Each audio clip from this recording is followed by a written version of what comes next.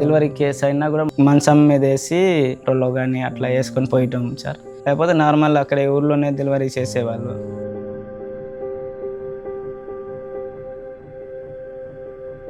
నమస్తే అండి, నా పేరు డాక్టర్ నరేందర్. ట్రైబల్ ఏరియాలో నేను health services, education, nutrition, ID NGO ద్వారా సర్వీసెస్ ప్రొవైడ్ చేస్తున్నాము. ఫెసిలిటీస్, ఆపరేషన్ థియేటరు, ఓపీడీ, దాని తర్వాత ఫార్మసీ, ల్యాబ్, స్కానింగ్స్ అన్నీ ఫ్రీగా ప్రొవైడ్ చేయడం జరుగుతుంది.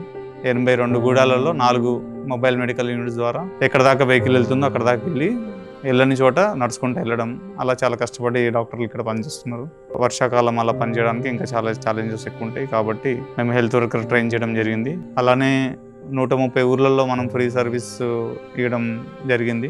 60,000 పై మందికి బెనిఫిట్ అయింది. దాని తర్వాత సర్జరీస్ దగ్గర 300 to 350 surgeries free of cost జరిగింది. అలానే ఎంఎంయు ద్వారా రోజుకి 100 మంది పేషెంట్స్కి ఫ్రీగా ఓపీడీ సర్వీసెస్ అందుతున్నాయి.